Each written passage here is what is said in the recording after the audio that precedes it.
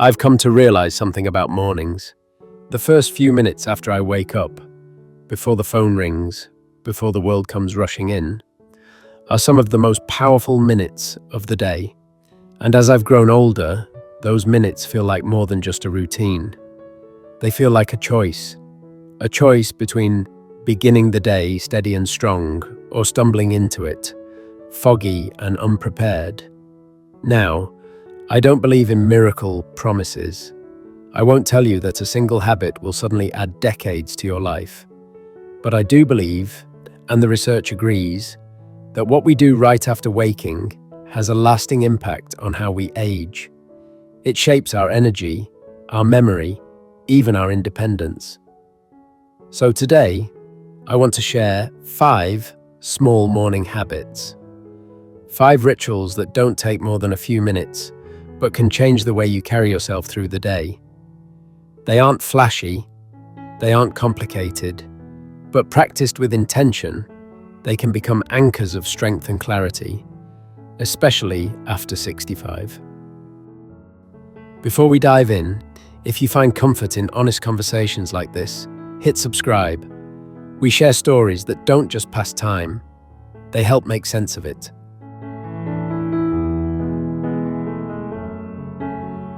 Hydration, waking the body from within.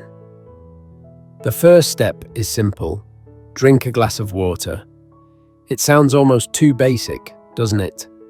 But the truth is, by the time we wake up, we're already running a little dry. During the night, even while we sleep soundly, our body loses water through our breath and skin. And without realizing it, we start the day dehydrated. This is one reason why strokes and heart attacks are more likely to happen in the early morning. The blood is thicker, the heart has to work harder, and the whole system is under more strain than we realize. For years, I made the same mistake a lot of people make. I reached straight for coffee. It was comforting, but coffee is a diuretic. It pulls more water from the body at a time when we need it most. These days, my first act is different. Before food, before coffee, I reach for a glass of room temperature water with a squeeze of lemon. The water rehydrates my blood and organs. The lemon, just a quarter slice, adds potassium, vitamin C, and a gentle push for the liver, which has been quietly filtering toxins all night long. And here's something I've noticed. Cold water feels refreshing, but in those first minutes, it can actually make things harder. Cold constricts the blood vessels, while room temperature helps the body open and flow. It's a quiet habit, but quiet doesn't mean small. In those first sips, I feel a kind of reset, like I'm telling my body, I see the work you've done through the night. Let me help you now.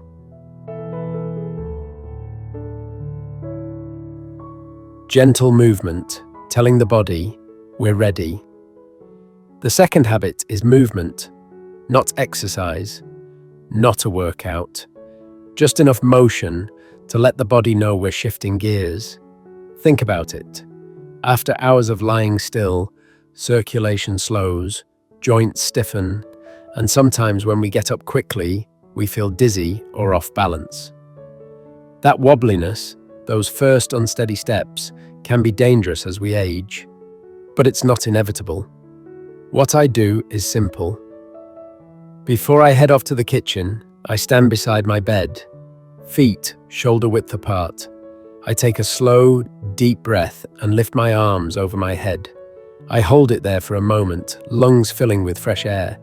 Then I lower them slowly, letting the heaviness of sleep slide off my shoulders. I roll those shoulders back 5 times, then forward. I tilt my neck gently, side to side. Finally, I rise up on my toes for a handful of heel raises. The whole thing takes maybe a minute, but I can feel the change. My blood starts moving, my balance steadies, and the fog begins to clear. Some people jog in the mornings, others do yoga or stretches. But this little sequence is different. It isn't about performance. It's about awakening. It's telling the body, we're not rushing, we're not forcing, we're ready. Nourishment, guarding against hidden loss. The third step is nourishment, specifically protein. Here's something I didn't know until later in life. As we age, the body begins to lose muscle at a faster rate. It's a process called sarcopenia. Left unchecked, it leads to weakness, frailty, and falls. Now, here's the part most people don't realize. In the first hour after waking, the body is still in a fasted state. If it doesn't get protein, it starts pulling from its own reserves. That means it actually begins breaking down muscle to create energy. For years, I'd skip breakfast or delay eating until later. But what I didn't understand is that this delay was slowly eroding my strength. These days, I aim for a small serving of protein within 30 minutes of waking. It doesn't have to be a full breakfast. Sometimes it's a boiled egg. Sometimes it's yogurt with a scoop of protein powder. Occasionally, it's a simple shake. It doesn't feel like much, but it's an act of protection. It gives my muscles what they need, so they don't have to take it from themselves. Over time, this small habit makes a big difference. Stronger muscles, steadier energy, fewer cravings, clearer thinking. It's like putting fuel in the tank before the drive begins. You wouldn't set off on a long trip with an empty tank. Why would we do that to our bodies? Mobility, preserving freedom. The fourth habit is mobility, loosening the joints. After a night of stillness, the synovial fluid, the lubrication in our joints, thickens.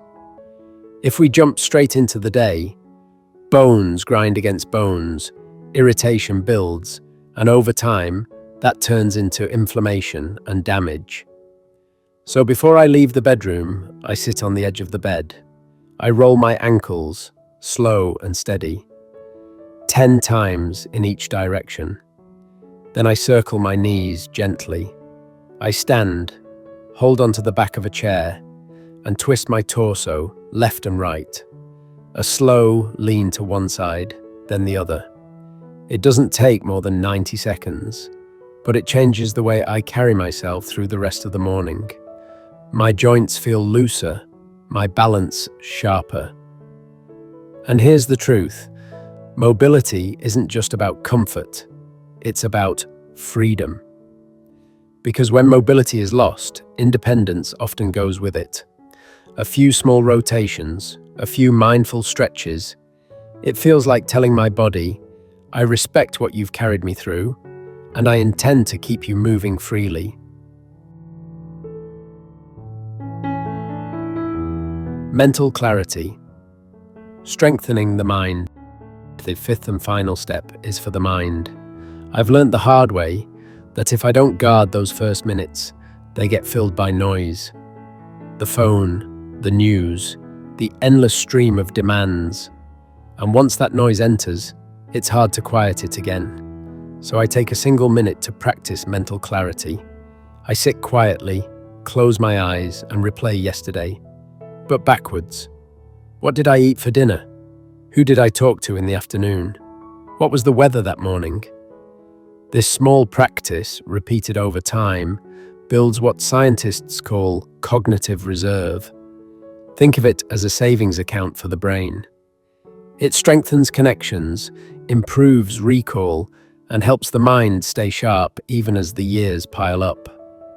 But for me, it's more than brain training. It's a way of paying attention, of honoring the little details I might otherwise rush past. It's a reminder that I'm still here, still learning, still awake to the life unfolding around me. So there it is, 5 minutes, 5 steps. Hydrate, move, nourish, loosen, remember. These aren't rules, they're choices. Each one is a small vote for the kind of aging we want to experience. We can begin the day rushed, stiff, scattered, and carry that into the years ahead. Or we can begin with presence, intention, and strength. You don't have to start with all 5. Begin with 1. Let it settle in. Then add another when you're ready. Morning can be chaos, or it can be a sacred ritual, a quiet honoring of the body, the mind, and the years we've lived. For me, I choose the ritual because those first 5 minutes aren't just about starting the day, they're about shaping the years ahead. Some mornings, I still catch myself reaching for old habits, checking the phone before checking in with myself, rushing before I've even stood up straight.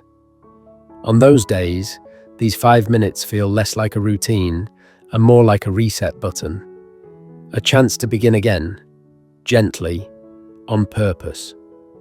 If your mornings have gotten quieter over the years, if the house echoes a bit, or the body needs a little more time, let these minutes be your bridge. A small, steady promise you make to yourself. I'll meet the day with care. Not perfection, just care. That's enough to change the texture of a morning. And, over time, the texture of a life. I'd love to hear from you. Which one of these 5 habits will you try tomorrow? What does your first 5 minutes look like? And what would you like them to feel like? Is there a small morning ritual of your own you'd add to this list? Share your thoughts in the comments. If this message helped, tap like so more people can find it, and subscribe to Living with Wisdom for more grounded, practical guides to aging well. Body, mind, and spirit. And if there's someone in your life who could use a gentler start to their day, pass this along. We're building this rhythm together.